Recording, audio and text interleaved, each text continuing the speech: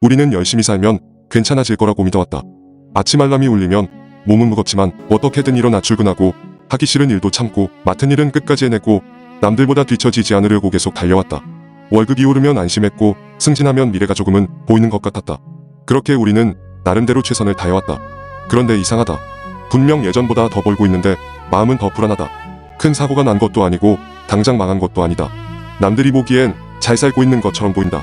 그런데 밤이 되면 문득 이런 생각이 든다. 이대로 계속 가도 괜찮은 걸까? 지금 당장 문제는 없어 보이는데 어딘가 모르게 바닥이 얇은 느낌이 든다. 회사에서 내 자리는 과연 안전할까? 지금 속도로는 집을 살 수 있을까? 부모님 노후는 괜찮을까? 나는 언제까지 이렇게 일할 수 있을까? 이 불안은 소리 없이 쌓인다. 티를 내지는 않는다. 겉으로는 괜찮다고 말한다. 다들 힘들지 뭐. 요즘 세상 다 그래. 이렇게 넘긴다. 하지만 속으로는 안다. 점점 숨이 차오르고 있다는 걸. 우리는 게으르게 살지 않았다. 오히려 너무 성실하게 살아왔다. 남들보다 덜 놀았고 덜 쉬었고 더 참고 더 버텼다.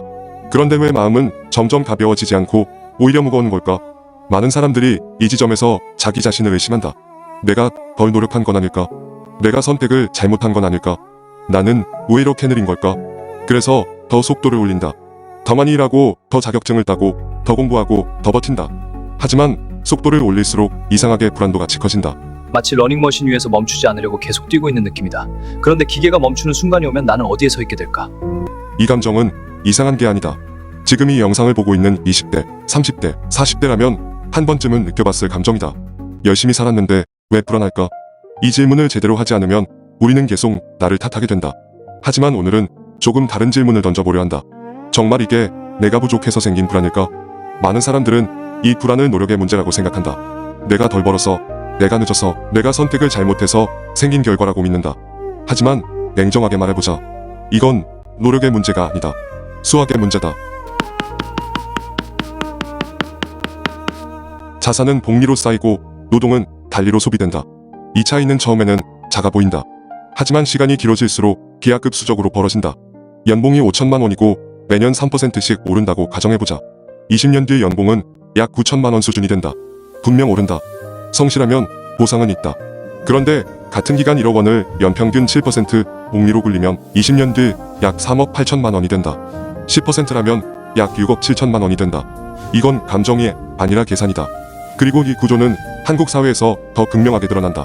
1964년부터 2013년까지 전국 평균 땅값은 약 83배 상승했다.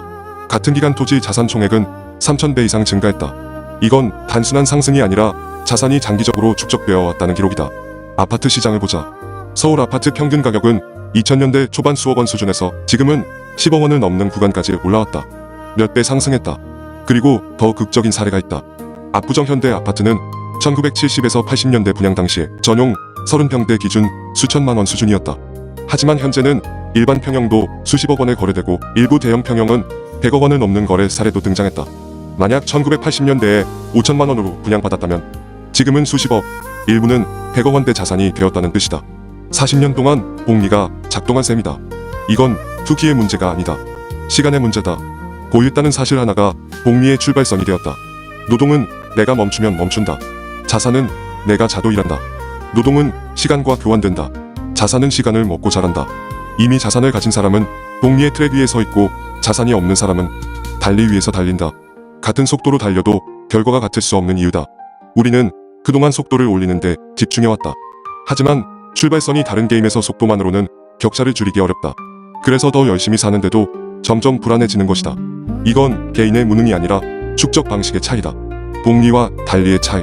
시간을 자산에 얹을 수 있었던 사람과 그렇지 못했던 사람의 차이. 이 구조를 이해하지 못하면 우리는 계속 속도만 올리게 됩니다. 그리고 속도만으로는 이 격차를 설명할 수 없습니다. 그렇다면 우리는 어떻게 살아야 할까요? 누군가를 탓한다고 해서 구조가 바뀌지는 않습니다. 분노한다고 해서 복리가 멈추지도 않습니다. 중요한 건 이해입니다. 구조를 이해하면 전략을 세울 수 있습니다. 그리고 전략은 구체적이어야 합니다. 첫째, 월급의 일정 비율을 반드시 자산으로 전환하라. 금액이 작아도 상관없습니다. 중요한 건 규모가 아니라 복리의 트랙에 올라타는 것입니다. 단 10만 원이라도, 단 30만 원이라도 매달 자산으로 들어가기 시작하면 그 순간부터 시간은 여러분 편이 됩니다. 둘째, 소비를 감정이 아니라 구조로 점검하라. 소비를 줄이라는 말이 아닙니다.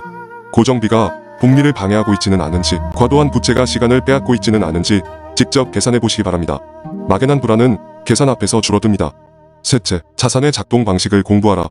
세금 구조는 어떻게 되어 있는지, 장기 보유가 왜 유리한지 복리 계산을 직접 해보십시오.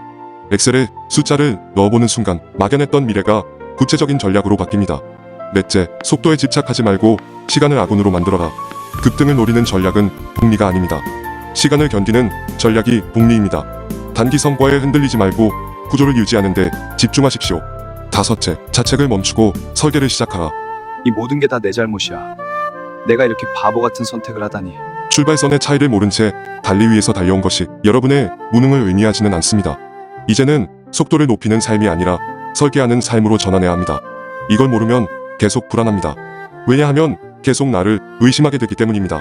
하지만 이걸 알면 나는 왜 느린가가 아니라 나는 지금 어떤 구조 위에 서 있는가가 보이기 시작합니다. 질문이 바뀌면 전략이 바뀝니다. 전략이 바뀌면 시간이 여러분 편이 됩니다. 오늘의 결론은 단순합니다. 더 열심히 살라는 말이 아닙니다. 복리의 구조 안으로 들어가야 한다는 것입니다. 그것이 오늘의 결론입니다.